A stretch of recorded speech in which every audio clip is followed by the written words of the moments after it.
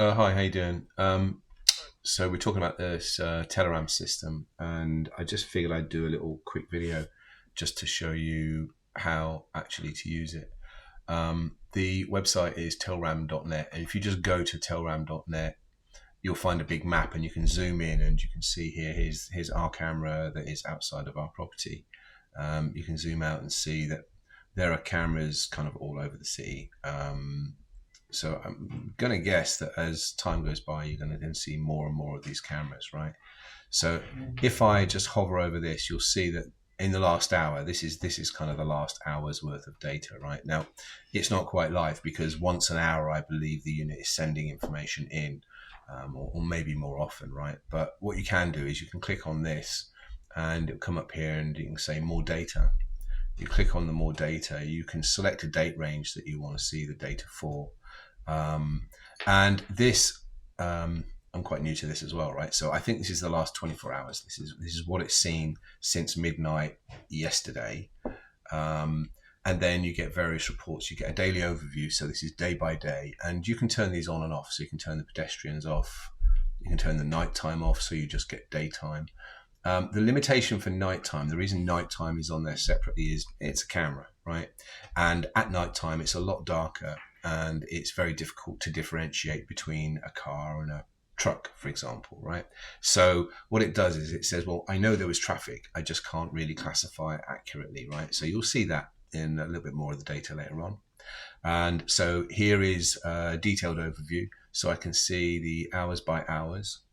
This is a 24-hour range, right? So this is where we get to midnight.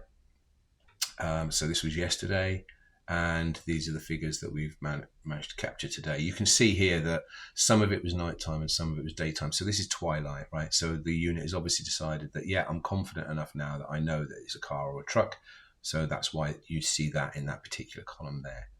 Then you get this one here, which is basically recording. I only turned it on at 10 o'clock yesterday, which is why there's a gap in the data here. It hasn't even been running for 24 hours, right?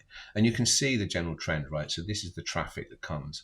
This period here was as the sun was setting yesterday, and the unit was having some interesting challenges. This was this one here, where it's been having a bit of a problem doing the recording. So you can see the general trend, right? At nighttime, it says, okay, well, these are the vehicles that are coming, right? And as you'll see, most of it is cars for us, right? So then we've got some speed. Now, the way that it calculates speed is it works on the average length of a car. And it says, well, if I can identify it as a car, this is the average length of a car, and this is how long it took to go from this pixel to this pixel in my camera. So it's pretty rough and ready. It's certainly not a reliable value, but it just does give you some indication. Now, outside of our house, there's that speed median, the raised section on Frognall, between Frognall Way and Church Row. So cars generally are slowing down for that, and you can see the impact of that. So traffic calming does actually work. I'd be interested to see slightly further up Frognall what the speeds are. I'm going to guess they're a little bit higher, right? This V8, the speed cars V85, what this basically is 85% of the cars, this is what their average speed is, right? So there are exceptions, right? So you've got these outliers here. We are getting some. We're getting a very small percentage of 43 plus miles per hour, and so it comes down. But you can see that you get an indication. I certainly wouldn't want to use that data for anything, right? And then you can tell by direction, right? So it goes. You can see this B to A and A to B. In our case, A is north, B is south. So on this particular image here, I can see that between 11 and 12, there were 10 pedestrians walking from north to south, and there were 16 from south to north, right? So if I go back to this data here, you got A to B and B to A, right? So if you take the cars, for example, right? So you've got 160 cars going from north to south, and you've got 104 cars going from south to north, which is what you'd imagine, right? Because this is the commuter traffic heading into town and using the rat run, right?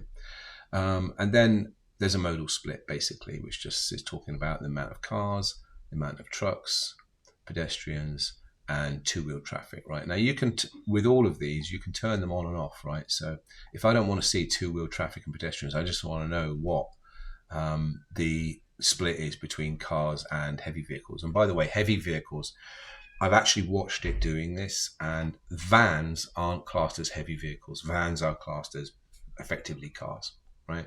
So when you see heavy vehicles, that is actual trucks, proper lorries or buses or something, that is obviously not a car. So on here you can see, as I say, all sorts of data, and let's see what happens, right? So as it records more and more data, we'll find this useful. And if I look at the map here, you can see here my north end and my south end. So it's telling you which way the traffic is going. So to configure this is really easy. I literally had the box, it arrived, I plugged it in, it did a firmware update, which was very, very simple. It just took care of that. And then you register the device, and that's it. In less than 20 minutes, I had it up and running, and it was capturing data. So that's it. I just wanted to give you guys this so that you can see what's going on. Cheers, bye.